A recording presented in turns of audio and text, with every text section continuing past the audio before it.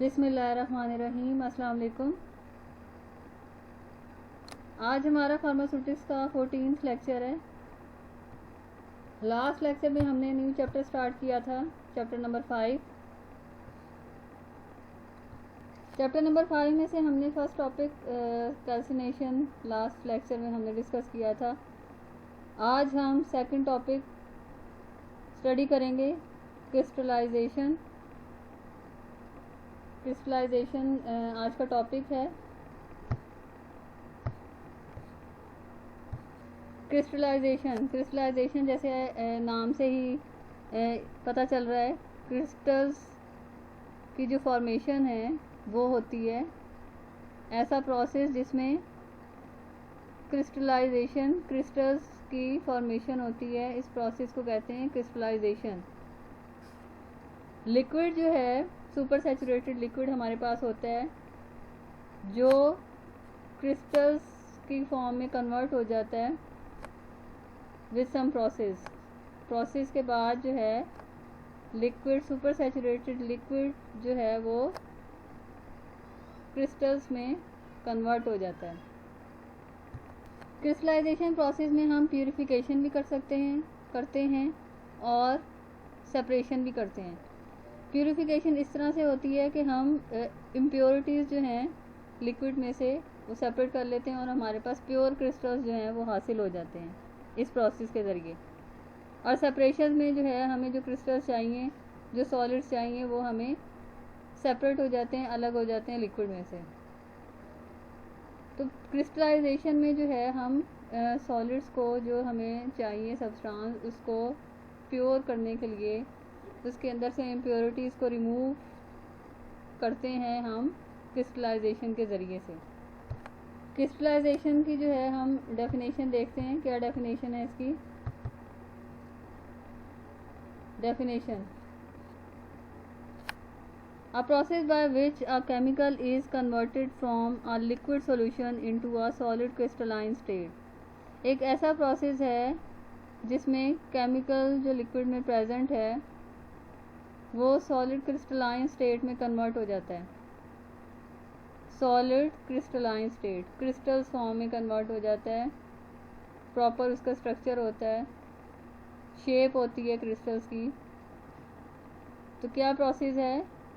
A process by which a chemical is converted from a liquid solution into a solid crystalline state। solid crystalline state में जो है वो convert हो जाता है। ये क्रिस्टलाइजेशन की सिंपल डेफिनेशन थी। नेक्स्ट डेफिनेशन क्या है? It is a highly specific method which is used to convert liquids into definite geometric solids form by using evaporation, cooling और precipitation method। एक ऐसा मेथड है जिसमें लिक्विड्स को कन्वर्ट किया जाता है into a definite geometric solids. जो लिक्विड्स जो होते हैं, जो केमिकल्स होते हैं लिक्विड में, वो ज्योमेट्रिक सॉलिड्स में आ जाते हैं। स्पेसिफिक शेप होती है उनकी। बाय यूजिंग एवेपोरेशन, या तो एवेपोरेशन का प्रोसेस यूज़ होता है जिसमें जो सॉल्वेंट है वो एवेपोरेट कर जाता है। कूलिंग है, या कूलिंग का प्रोसेस होता है, हम उसको लिक्विड को कूल डाउन करते हैं कि वो क्रिस्टल्स में कन्वर्ट हो जाते हैं। और प्रेसिपिटेशन मेथड, या फिर प्रेसिपिटेशन का मेथड है जिसमें लिक्विड जो है वो सॉलिड जो है वो लिक्विड से अलग हो जाता है, प्रेसिपिटेट्स बन जाते हैं और हमारे पास क्रिस्टल्स की फॉर्म में सॉलिड्स आ जाते हैं। तो ऐसा मेथड है जिसमें लिक्विड को जो है उसको कन्वर्ट किया जाता है इनटू डेफिनेट ज्योमेट्रिक सॉलिड जो हैं क्रिस्टल्स की फॉर्म में सॉलिड को कन्वर्ट किया जाता है। या तो एवेपोरेशन का प्रोसेस यूज़ होगा, या कूलिंग का, या फिर प्रेसिपिटेशन का मेथड यूज़ होगा। ये क्रिस्टलाइजेशन की डेफिनेशन थी कि क्या प्रोसेस होता है कि हम लिक्विड को हम सॉलिड क्रिस्टल्स में कन्वर्ट कर देते हैं। ये ऐसा प्रोसेस है। नेक्स्ट हम स्लाइड की तरफ जाते हैं।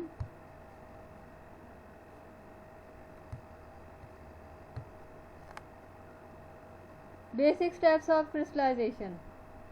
अब क्रिस्टलाइजेशन का जो प्रोसेस है उसमें कौन से बेसिक स्टेप्स इन्वॉल्व होते हैं जिससे क्रिस्टलाइजेशन होती है सॉलिड्स की? 4 बेसिक स्टेप्स हैं इसमें।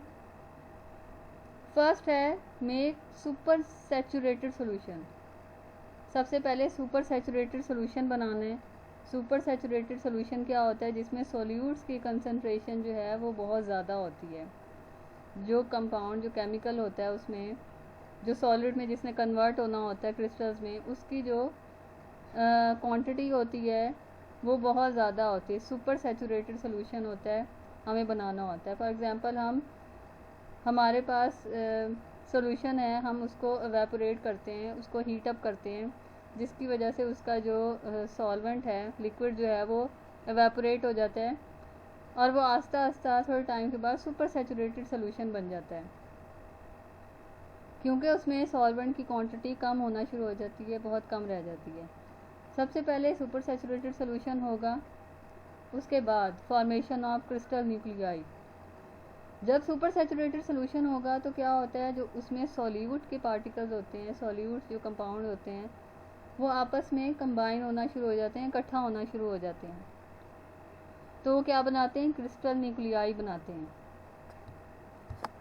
ठीक है, जैसे सॉल्यूट्स के पार्टिकल्स आपस में कंबाइन होना शुरू हो जाएंगे, वो क्रिस्टल न्यूक्लियाई बनाएंगे, जिसको न्यूक्लिएशन का प्रोसेस कहते हैं, न्यूक्लिएशन का स्टेप कहते हैं।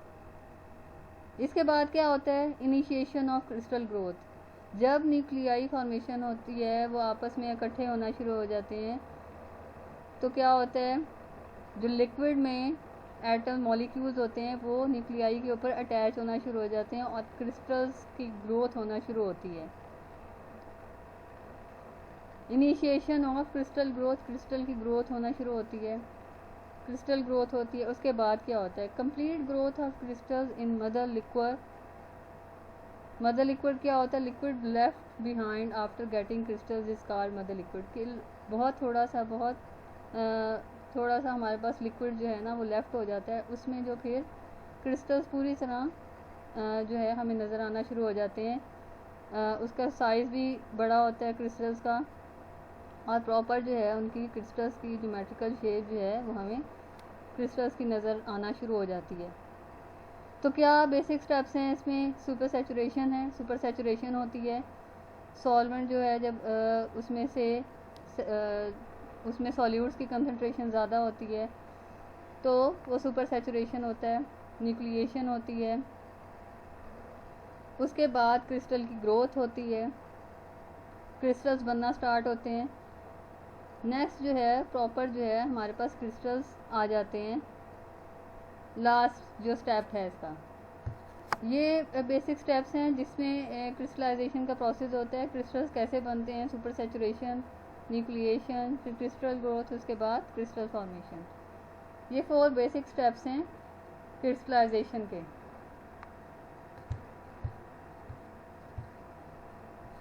अब इसमें देखें डायग्राम में, लिक्विड में जो है वो सॉल्यूट्स जो हैं वो आपस में कंबाइन होना शुरू हो जाते हैं। उसके बाद न्यूक्लिएशन होती है, जब कंबाइन होके एक बड़ा सा न्यूक्लियस की फॉर्म में न्यूक्लिएशन जो है वो कर देता है। जब बहुत से सॉल्यूट्स जो हैं वो कंबाइन हो रहे हैं, उसके बाद न्यूक्लिएशन के बाद जो है वो क्रिस्टल्स की ग्रोथ हो रही है, वो आपस में मिलके एक जो है लार्ज क्रिस्टल्स बनाना शुरू हो जाते हैं। इस तरह से जो है वो क्रिस्टलाइजेशन का प्रोसेस होता है कि क्रिस्टल्स की फॉर्मेशन लिक्विड में, उसके बाद जो है क्रिस्टल्स की फॉर्मेशन किस तरह से होती है। ये स्टेप्स थे क्रिस्टलाइजेशन के। Next methods of crystallization. Crystallization के कौन कौन से मेथड्स हैं, किस किस मेथड से हम क्रिस्टलाइजेशन का प्रोसेस जो है वो परफॉर्म कर सकते हैं। नंबर 1 है by cooling the solution. Solution को हम कूल डाउन करके जो है वो क्रिस्टल्स जो है वो हासिल कर सकते हैं। Supersaturated solution is cooled by cooling crystal separated from solution.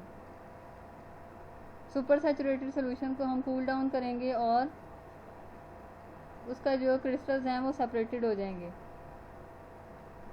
Bye filtration of solution crystals can be obtain on filter paper. Solutions के जो है वो कूल डाउन होने के बाद फिल्टर पेपर पे हमारे पास उसके क्रिस्टल्स आ जाते हैं। Through rapid cooling small size crystals are obtain. अगर हम फ़ौरन से इसको कूल डाउन करने की कोशिश करेंगे तो हमारे पास बहुत ही स्मॉल जो हैं वो क्रिस्टल्स मिलेंगे हमें। लेकिन जब स्लो कूलिंग होगी तो उसमें हमें लार्ज साइज़ के क्रिस्टल्स बनेंगे। कुछ केमिकल्स हैं जिसकी जो है हम क्रिस्टलाइजेशन का जो प्रोसेस है वो करते हैं कूलिंग से। कूलिंग के बाद जो है वो क्रिस्टल्स अलग हो जाते हैं लिक्विड से कूल डाउन होने के बाद, इसको फ़िल्टर करते हैं। इसके अलावा वाटर जो है उसको हम जब कूल डाउन करते हैं तो तब भी उसकी क्रिस्टल फॉर्मेशन होती है। ये फर्स्ट प्रोसेस था, मेथड था by cooling the solution. Next method देखते हैं हम, थ्रू इवेपोरेशन ऑफ सॉल्यूशन। अब जो क्रिस्टलाइजेशन का प्रोसेस है हम इवेपोरेशन भी से भी कर सकते हैं। क्या होता है इसमें? In this method the temperature of the liquid raised and the liquid evaporate. After evaporation solid crystals of compound are obtain. इसमें क्या करते हैं हम, लिक्विड जो हमारे पास है उसको हम इवेपोरेट करते हैं, उसको हीट अप करते हैं। इतना हीट अप करते हैं कि वो सुपर सैचुरेटेड सॉल्यूशन बन जाता है। After evaporation solid crystal compound are obtain. उसमें से जब लिक्विड जो है सॉल्वेंट जो है वो इवेपोरेट कर जाएगा तो हमारे पास बाकी क्या आ जाएगा, नीचे जो है वो क्रिस्टल जो हैं वो हमें मिल जाएंगे। इसकी एक कॉमन एग्जांपल है साल्ट्स की क्रिस्टलाइजेशन। आपके पास फॉर एग्जांपल सी वाटर अगर है, सी वाटर में से जो साल्ट है वो सेपरेट किया जाता है, अलग किया जाता है। उसको वाटर को इवेपोरेट करने के बाद जो है हमें सॉल्ट हासिल हो जाता है। लैब में भी एक्सपेरिमेंट परफॉर्म किया जाता है। चाइना डिश में हम साल्ट वाटर ले लेंगे, जिसको जब हीट अप करेंगे तो हीट अप करने के बाद हमारे पास लास्ट में साल्ट के क्रिस्टल्स नज़र आएंगे जो हमें इवेपोरेशन से हासिल होंगे। तो ये सेकंड मेथड था जिसमें हम क्रिस्टल्स की फॉर्मेशन करते हैं इवेपोरेशन के मेथड से। नेक्स्ट मेथड देखते हैं, बाय रिलीजिंग डिसॉल्व्ड गैसेस। एक और मेथड है क्रिस्टलाइजेशन का जिसमें गैसेस जो हैं वो रिमूव हो जाएंगी तो हमारे पास क्रिस्टल्स फॉर्मेशन आ जाएगी। Hard water has high content of calcium salts, calcium bicarbonate. After boiling, carbon dioxide released from water and insoluble crystals of calcium carbonate sediments at the bottom. क्या होगा, हार्ड वाटर जो है जिसमें calcium bicarbonate जो है उसकी concentration ज़्यादा होती है, तो जब हम उसको बॉयल करते हैं तो हमारे पास कैल्शियम कार्बोनेट्स के क्रिस्टल जो हैं वो सेडिमेंट्स के तौर पे नीचे बैठ जाते हैं, अलग हो जाते हैं पानी से। जब वाटर जो है वो उसमें से कार्बन डाइऑक्साइड रिलीज़ हो जाएगी और उसमें सेडिमेंट्स जो हैं वो कैल्शियम कार्बोनेट के नीचे बैठ जाएंगे आफ्टर बॉइलिंग। तो ये थर्ड मेथड था जिससे हम क्रिस्टलाइजेशन का प्रोसेस परफॉर्म कर सकते हैं। फोर्थ मेथड कौन सा है? By precipitation reaction. By precipitation reaction, this is rarely use method of crystallization. ये बहुत कम मेथड है जो यूज़ किया जाता है क्रिस्टलाइजेशन के, आमतौर पे यूज़ नहीं किया जाता। In this method two solutions are mixed chemically to produce the precipitate. इसमें क्या किया जाता है कि टू सॉल्यूशंस जो हैं उनको केमिकल्स को जब आपस में मिक्स किया जाता है तो उसमें सॉलिड्स जो हैं वो प्रेसिपिटेट कर जाते हैं, अलग हो जाते हैं, नीचे बैठ जाते हैं क्रिस्टल्स की फॉर्म में। ठीक है, तो ये भी एक प्रोसेस है, एक मेथड है जिससे क्रिस्टलाइजेशन का प्रोसेस परफॉर्म किया जाता है। तो हमने 4 मेथड्स पढ़े थे, फोर मेथड्स हमने पढ़े हैं। बाय कूलिंग मेथड है, एवेपोरेशन है, by releasing dissolve gases, by precipitation reaction method. ये 4 मेथड है जो यूज़ किए जाते हैं क्रिस्टलाइजेशन में।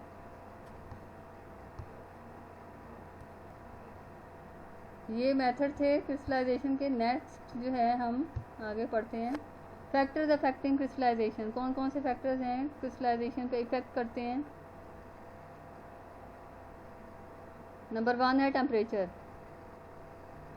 Eight high temperature small size crystals are obtain and at low temperature large size crystals are obtain. Temperature जो है वो ज़्यादा होगा, हाई टेम्परेचर होगा तो उसमें भी हमें स्मॉल साइज़ क्रिस्टल्स हमें मिलेंगे।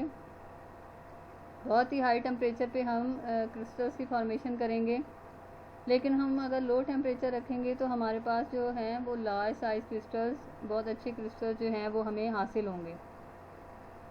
तो ये टेम्परेचर भी एक फैक्टर है जो क्रिस्टलाइजेशन पे इफ़ेक्ट करता है। नेक्स्ट है cooling rate. Rapid cooling decrease crystal size while slow cooling increases crystal size. हम रैपिड कूलिंग कर देंगे लिक्विड की, बहुत जल्दी में, मतलब बहुत ज़्यादा उसका कूलिंग करेंगे, हम रैपिड कूलिंग करेंगे तो हमारे क्रिस्टल्स के साइज़ जो हैं वो स्मॉल हमें हासिल होंगे। While slow cooling increases crystal size, जबकि जो स्लो कूलिंग होगी वो क्रिस्टल साइज जो है हमें इंक्रीज़ होगा, उससे क्रिस्टल साइज़ ज़्यादा बड़ा होगा, जबकि उसमें क्रिस्टल साइज जो है वो उतना ज़्यादा हमें नहीं हासिल होगा। तो टेम्परेचर है, कूलिंग रेट है जो इफ़ेक्ट करते हैं क्रिस्टलाइजेशन के प्रोसेस पे। नेक्स्ट है rate of growth of crystals. Growth of crystals, increase rate of growth of crystal result in increase rate of crystallization. Growth rate crystals की जितनी ज़्यादा होगी, न्यूक्लिएशन के बाद क्रिस्टल ग्रोथ की जितनी ज़्यादा होगी, increase in rate of crystallization, crystallization भी उतना ही ज़्यादा होगी। Nature of solvent.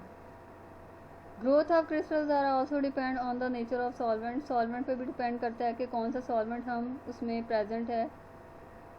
तो ग्रोथ जो है क्रिस्टल्स की उस पर भी डिपेंड करती है कि हम जो है क्रिस्टल्स जो है उसमें कौन से सॉल्वेंट से हम ले रहे हैं, उसमें सॉल्वेंट कौन सा है, इस पर भी डिपेंड करता है क्रिस्टल्स जो हैं वो कितने हमें मिलेंगे।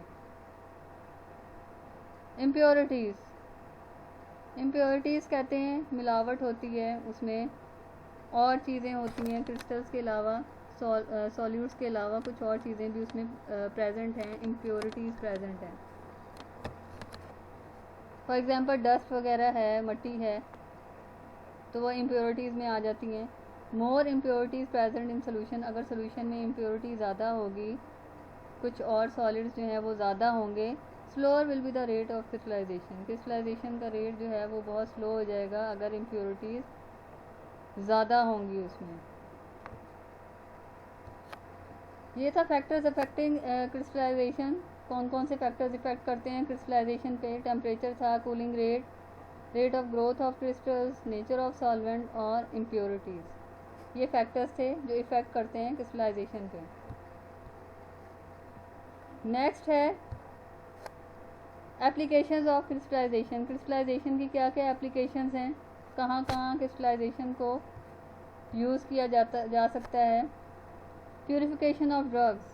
फार्मास्यूटिकल प्रिपरेशन जो होती हैं उसमें हमें ड्रग्स चाहिए, और ड्रग्स जो हैं, कुछ ड्रग्स जो हैं वो क्रिस्टल्स फॉर्म में होती हैं, क्रिस्टलाइन फॉर्म में होती हैं। तो जो ड्रग्स हैं, ड्रग्स को प्यूरिफाई करने के लिए, इम्प्योरिटीज़ को रिमूव करने के लिए हम क्रिस्टलाइजेशन का प्रोसेस करते हैं। तो उसमें जो इम्प्योरिटीज़ हैं उसको ड्रग से अलग करने के लिए हम क्रिस्टलाइजेशन का प्रोसेस करते हैं, ताकि हमारे पास प्योर फॉर्म में ड्रग हासिल हो जाए। Drugs are purified by crystallization. Drugs जो हैं हमारे पास बहुत से साल्ट्स होते हैं, बहुत सी ड्रग्स होती हैं जिसको हम क्रिस्टलाइजेशन से प्यूरिफाई करते हैं। फॉर एग्जांपल प्रोटीनेशियस ड्रग्स हैं, इंसुलिन है, उनको हम जो है वो क्रिस्टलाइजेशन से प्यूरिफाई करते हैं।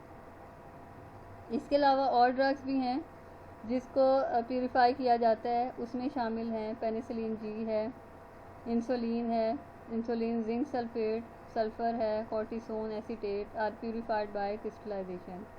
ये भी कुछ ड्रग्स हैं जिनको प्यूरिफाई किया जाता है क्रिस्टलाइजेशन के मेथड से।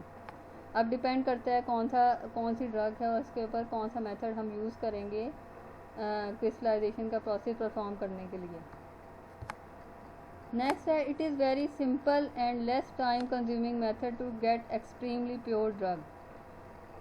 बिल्कुल सिंपल सा मेथड है क्रिस्टलाइजेशन का और टाइम कंज्यूमिंग भी नहीं है, इजीली परफॉर्म कर सकते हैं कि हमें जो है प्योर ड्रग जो है वो हमें हासिल हो सकती है इस मेथड के ज़रिए। तो टाइम कंज्यूमिंग भी नहीं है, इजी मेथड है जिसको हम ड्रग की प्यूरिफिकेशन के लिए यूज़ कर सकते हैं। ये था प्यूरिफिकेशन ऑफ ड्रग्स। ड्रग्स को प्यूरिफाई किस तरह करते हैं हम क्रिस्टलाइजेशन के ज़रिए। क्रिस्टलाइजेशन के ज़रिए हम इम्प्योरिटीज़ को, उसमें जो मिलावट वगैरह है, उसमें ऐसे इम्प्योर सब्सटेंसेस हैं जो हमें नहीं चाहिए बल्कि हमें प्योर ड्रग चाहिए, तो हम इम्प्योरिटीज़ को रिमूव करने के लिए क्रिस्टलाइजेशन का प्रोसेस परफॉर्म करते हैं। नेक्स्ट एप्लीकेशन क्या है इसकी, stability of drug. Crystallization increases the stability of drugs. अगर हमारे पास प्योर है, उसमें इम्प्योरिटीज़ हमने रिमूव कर दी हैं, प्यूरिफाई है, तो क्या करेगी ये, उसकी स्टेबिलिटी जो है वो इंक्रीज़ हो जाएगी, ज़्यादा स्टेबल रहेगी। क्रिस्टलाइजेशन का जो प्रोसेस है वो स्टेबिलिटी ऑफ ड्रग की स्टेबिलिटी को इंक्रीज़ कर देता है। तो ये इसकी एप्लीकेशन थी। हम प्यूरिफिकेशन का प्रोसेस, प्यूरिफिकेशन करते हैं ड्रग्स की। ड्रग्स की जो इम्प्योरिटी है, ड्रग्स की जो स्टेबिलिटी है, वो भी क्रिस्टलाइजेशन के ज़रिए इंक्रीज़ होती है। तो ये था क्रिस्टलाइजेशन का आज का टॉपिक कि किस तरह से हम लिक्विड से सॉलिड क्रिस्टल्स जो हैं वो सेपरेट कर सकते हैं, कौन कौन से मेथड यूज़ होते हैं, कौन से फैक्टर्स इफ़ेक्ट करते हैं और क्रिस्टलाइजेशन की कौन से एप्लीकेशंस हैं। आज के लेक्चर में हमने ये सारा स्टडी किया है। बहुत इजी है आपके लिए, आप इजीली अंडरस्टैंड कर जाएंगे। आज का लेक्चर यहीं पे ख़त्म होता है। थैंक यू, अल्लाह हाफिज़।